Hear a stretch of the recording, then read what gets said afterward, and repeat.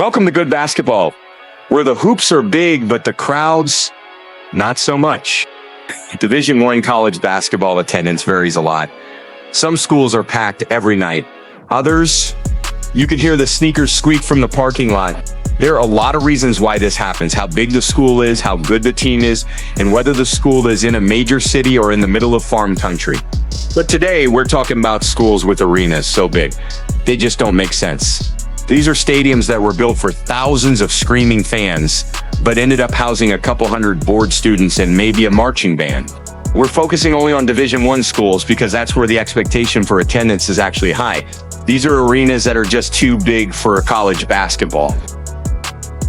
I searched up the University of Wyoming. Their arena is called the Arena-Auditorium, which already sounds like they couldn't decide what they were building, but here's the crazy part. This place can hold nearly 2% of the state's entire population.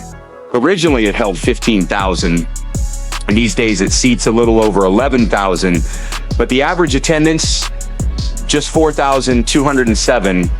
That's only about a third full. The arena is actually bigger than the entire student body. And in over 40 years of operation, it's only been sold out 16 times. Wyoming is the least populated state in the country. Laramie isn't exactly booming, and the surrounding area is mostly open land. If you're driving there from somewhere else, you're driving for a long time. Even if every single student showed up for every single game, they still wouldn't fill the place. That's how oversized this building is. Next, the Beasley Coliseum at Washington State University. Located in Pullman, Washington, this arena holds 11,671 people. The average attendance, just 3,341. That's only 28% full. Washington State has way more students than Wyoming, but Pullman isn't exactly a major city either. Around 32,000 people live there, and it's not a very populated part of the state. The closest major city is Spokane, over 50 miles away. And if someone wants to schedule a big concert or event, they're just going to book it in Spokane instead. Washington State has never been a college basketball powerhouse, so it's unclear why this arena was built to be so large in such a remote location. Next, we've got the Great Southern Bank Arena, home of Missouri State basketball. This arena holds 11,000 people, but their average attendance is just 2,085. That's only about 19% full. Here's the thing, Springfield, Missouri is actually a decent-sized city. Close to 500,000 people live in the metro area, but this arena was designed more for regional concerts and events, not college basketball. And Missouri State hasn't exactly been tearing it up lately. They haven't made the NCAA tournament in over 25 years. Even with over 25,000 students enrolled and record high enrollment overall, the basketball team still struggles to fill seats. Now let's talk about Cleveland State University's Wolstein Center. This arena opened in 1991 and seats 13,610. Average attendance, just 1,890. That's only 13% full. Here's the backstory. When this arena began construction in 1989, the goal was to bring a new large-scale indoor venue to downtown Cleveland.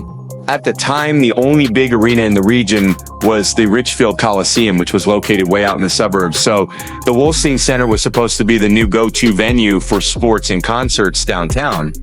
But 1 year into construction, the Cleveland Cavaliers secured funding for a new, more modern arena, what would eventually become Gunn Arena, now known as Rocket Mortgage Fieldhouse. It opened just 3 years after the Wolstein Center did. That meant the newer, shinier arena immediately took all the big events, leaving the Wolstein Center with not much. Cleveland State is mostly a commuter school. There's not much of a college town atmosphere, and this arena is way too big for their basketball games. In fact, they often curtain off nearly half the seats just to make the place look less empty. There were plans to build a newer, smaller arena, but those plans have been scrapped. Meanwhile, the building itself hasn't been updated much since it opened. And finally, we have one of the most confusing arena situations in all of college basketball. The Jones Convocation Center at Chicago State University. This place seats 7,000 people, and their average attendance, 160. That's only 2% full. Chicago State has just over 2,000 students, so even if every student showed up and brought a friend, they still wouldn't fill this arena. So why was it built? Well, politics. Back in 2007, the state Senate President Emil Jones directed $47 million of public money to fund the construction. His wife went to Chicago State, and just like that, boom, the arena got built. The weirdest part is that this is in Chicago, a city that already has plenty of venues for concerts and big events. There was never any need for a brand new 7,000-seat building here, especially not for a basketball team that's never been good. The previous arena only held 2,500, which honestly made way more sense. From what we can tell, this new arena doesn't host many events beyond college basketball and a few high school games.